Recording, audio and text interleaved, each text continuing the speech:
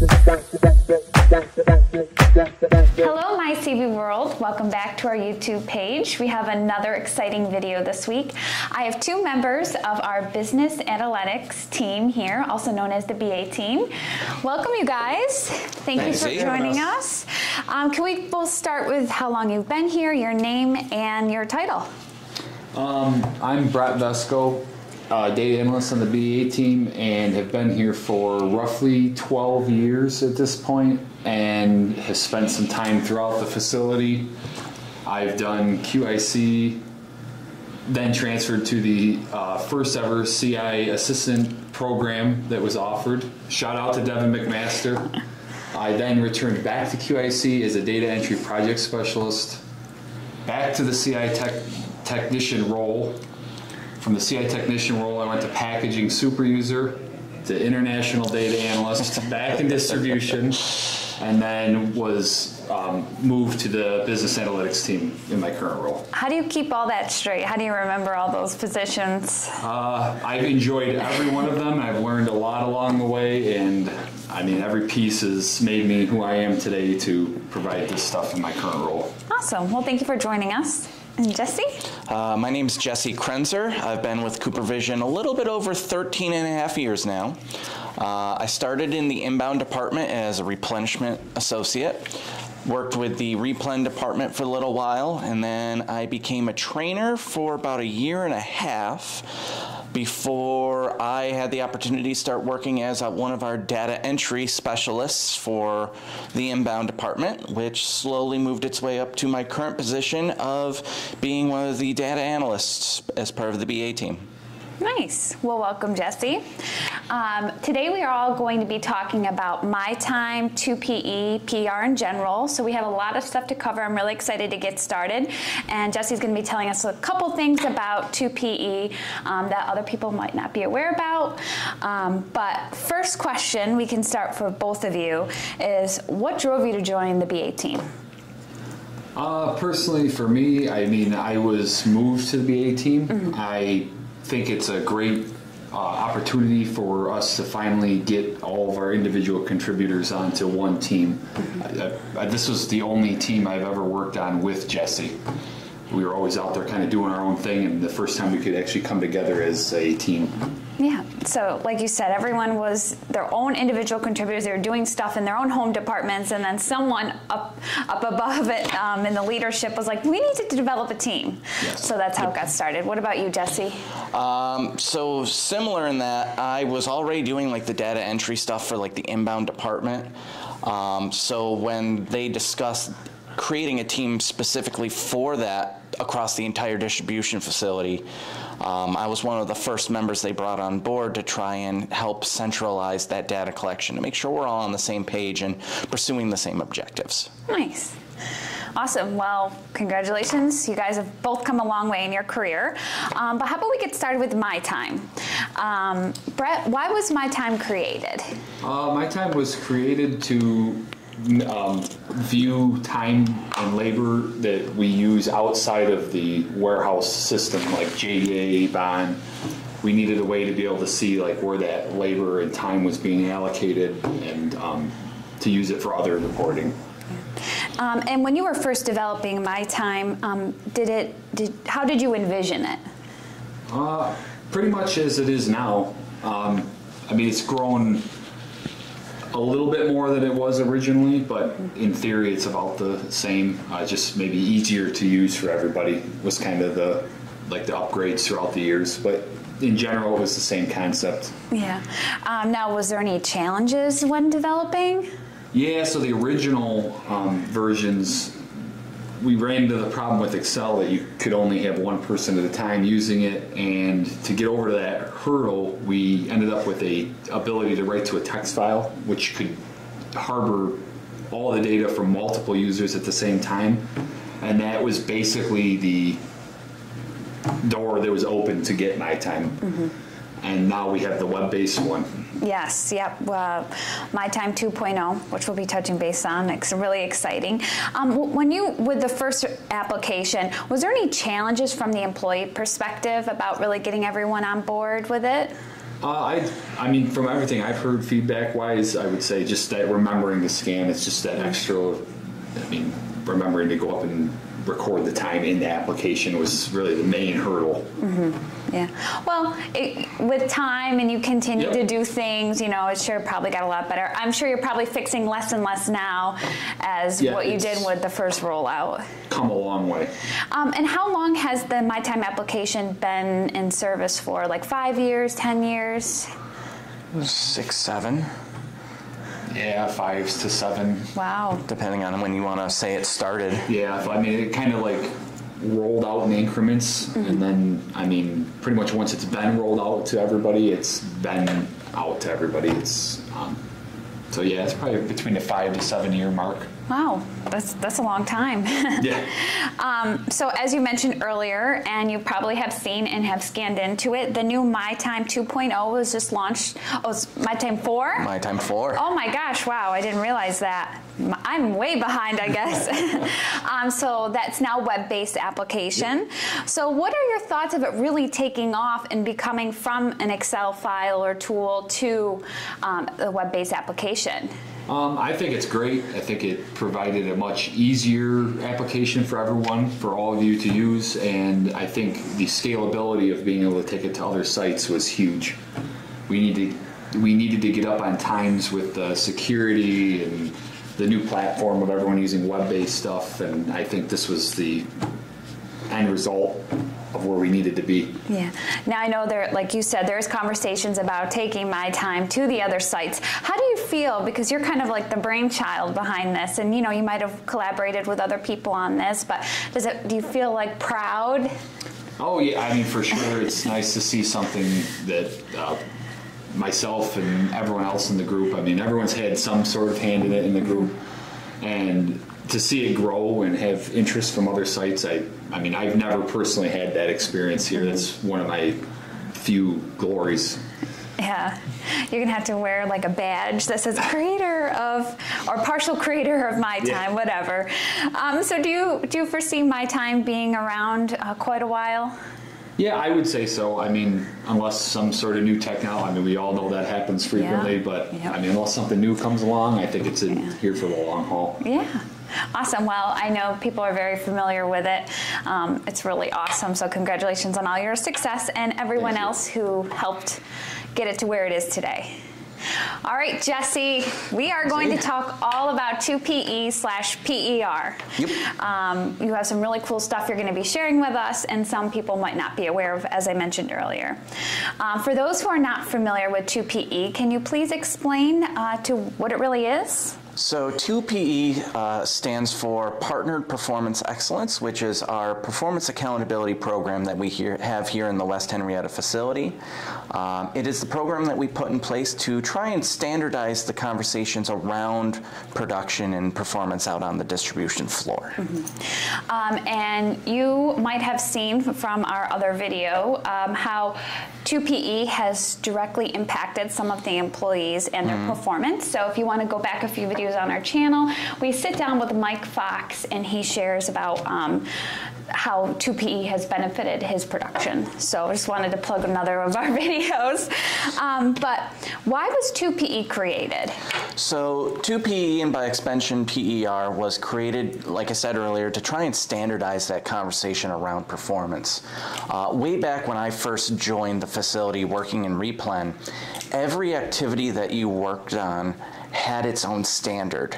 And at the end of the month, if you were below standard for even one of those activities, you would be sat down and have a conversation stating, you know, getting your performance up to standard. Well, we sat down and we were looking at it, and it's like that. It didn't seem fair, especially for associates that have multiple activities they work on. So PER, and by extension 2B, allowed us to look at the associate's overall performance. You might be low on, say, one activity, but as long as across all of your activities your performance is above standard, we're not having to look at each individual one and just say, yeah, your overall performance is above standard, you're good to go. Yeah. Seems like if we were looking at each individual thing, it would be very time consuming. Very much so, and we all have, case of the Mondays, and if you work on, say, cart putaways or pick-to-light one day all month, and then the rest of the month you're doing voice picks or smart glass picks and your numbers are phenomenal, it doesn't make sense for us to nitpick on those 1 or 2 days of pick-to-light if the whole month you were good. Can you share any challenges that you might have run into when you were developing 2PE?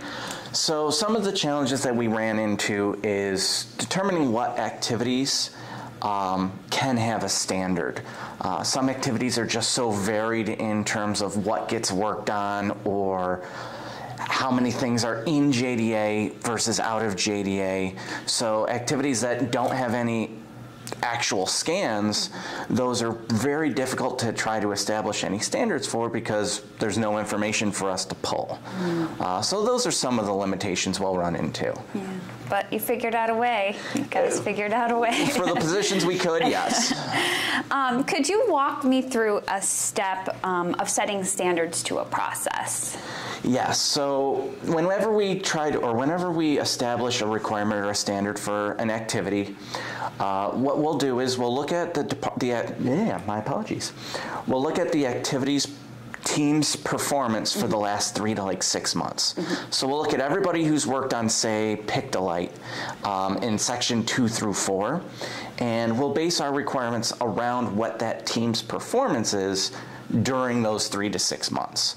So we always make sure to base our requirements off of that team performance over a period of time. So basically what you're saying is this is based off, the PER is based off the peer performance and not from a book, a catalog. We went to Barnes & Noble and like, oh, employees should be working at this rate. Correct, especially because we know that our work is constantly changing, products get moved around a lot. We always want to make sure that our standards are based off of, or let me rephrase that, we ensure our standards are all based off of what the team is actually performing out on the floor. So it's either a combination of time studies performed alongside the associates or a review of the team's overall performance over that period of time. So nothing engineered, nothing just pull out of a hat and say, hey, meet these standards. We avoid that simply because we know that we've got 60,000 plus SKUs on the floor and each one can be different. Now, this might be surprising to some of the individuals that are watching this, but Jesse, can you confirm if it's true that we take off 5% of the standard that was determined for PER? Yes. So whenever you'll see a requirement in our 2PE files, if it says, we always to ensure that there's at least a 5% buffer for any standard that we put in place. So if we do our research and we see that the standard should be 100 lines per hour for an activity, we'll actually set that standard at least 95 or potentially lower depending on the activity because we want to make sure that we've got that buffer so that the requirements are fair. Awesome. That's good to know. Maybe some people weren't aware of that, so thank you for sharing and confirming that. Yep. So, the employees check their performance on the kiosks and things like that, or they sit down with their coordinator so they can see how they're going on a weekly, monthly basis. So what were to happen if I feel that, hey, something's a little funny here, I think my performance is a little off? What steps should an employee take if they feel that's the case? So if an associate is concerned about the performance that they're seeing or the numbers that are being displayed, I always suggest that the first step is talk with their department leadership. They might be able to provide some additional information or details as to how that was calculated. And if leadership isn't able to provide those answers, or if there's still a concern about what's being seen, leadership can contact our team and we'll actually do a deeper dive to showcase, this is what went into it, here's what we're seeing, and this is why the numbers are the way that they currently are. Has anyone ever contacted you when you found that something was a little off? There have been a couple times where we'll notice, the biggest ones are always like breaks and lunches where the associate was still scanned into a shipment when they went to lunch, or there have been a couple times where concerns were brought up about parts of the process not being counted, and we'll always try to do a review to make sure that we're accounting for any of those additional processes. Now, is it true that if there's a process that has changed, you know, things are forever changing here at CooperVision, we're getting new equipment, new labels, new packaging, things like that, that the performance gets recalibrated on that? That's correct. Every 3 months we like to do a review of all of the requirements to begin with, but if we are made aware of any additional process changes or additional steps that were added, we'll always go through and recalibrate based off of those additional steps. For example, a couple of years ago, adding the weighing of OSM products, going through and adding that time to shipments so that it got properly accounted and added to the process. So it's important to say something if, you know, we might not have been aware of a process change. Most definitely. So it's good to speak up. Thank you for all your insight on 2PE. First, I would like to go back and ask you guys a couple more questions. I want to know, what do you guys have on deck for your projects? Brett, can I start with you? Sure. So it looks like the next thing on deck for like application-wise is we're developing with the collaboration of the systems team a reshop application, which should also be web-based. And it will basically be an application to track the non-conforming product that comes back to the QIC department. Oh, awesome. Is there any timeline on that, or is it still in the early stages of the program? It's still in the earlier stages. Web development is something new to our team, so a lot of learning and collaboration with the systems team, and it's moving ahead. It's just a lot of learning curves to be hit. Hurdles. Yeah, well, that's why you got experts to talk about these things. So that's going to be awesome, and I'm sure our QIC team and any other team touching the application will appreciate it. So awesome. We look forward to that. Jesse? A couple of the projects that I'm going to be working on is we're looking to expand PER and 2PE to the silver stock picks and put away areas, as well as QIC cycle counts and potentially the special handling process as well. So that's something that I've been working on and will be working on for the foreseeable future. And I'm sure you guys also have a lot of projects in your queue on deck, just waiting for the opportunity to finish one. And, oh, yes. Yeah, so you guys are going to be really busy. Now, being busy, you know, can obviously come with some challenges, right? Sometimes you lose motivation, or, you know, you've got to stay on track. So how do you stay motivated, Brett?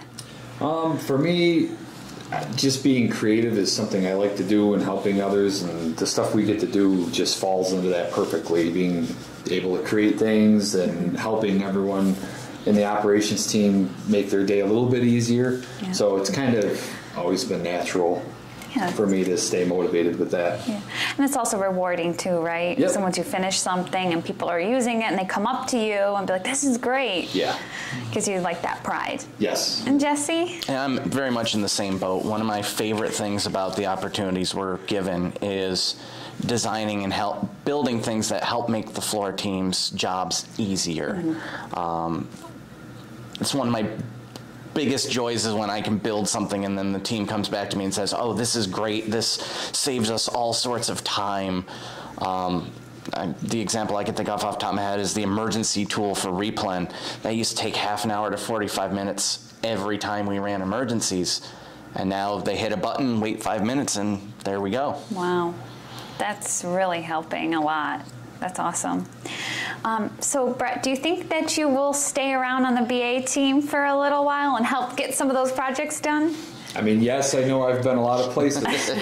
But, yeah, I mean, for me, as long as the team direction and my motivators all stay the same and it's in line with the BA team, I plan on being here for quite a while. We don't have to glue you to your seat? You're good? Nope, not. Okay. I'm still good. And Jesse? I always like to say that I'll be with the team as long as they're willing to have me. I feel like this team and our roles are where I can contribute the most to the facility and get the most out of my capabilities in helping the floor.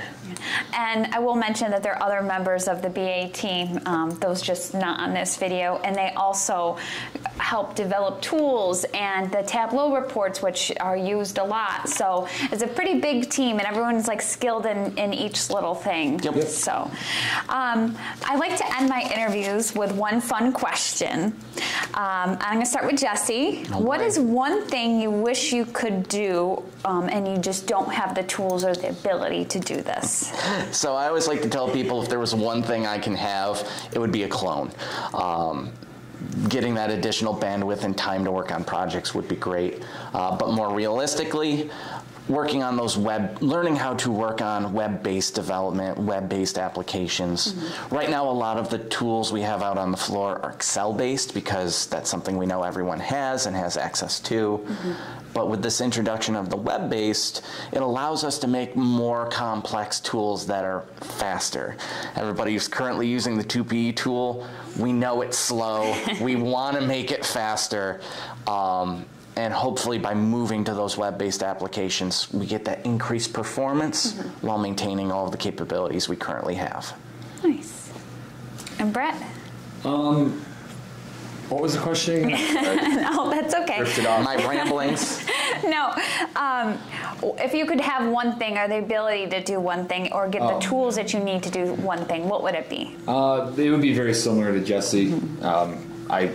Web-based stuff, moving a little more in, the advancements of the stuff we have for online stuff, mm-hmm. Database knowledge, just continuing to grow, mm-hmm. I guess.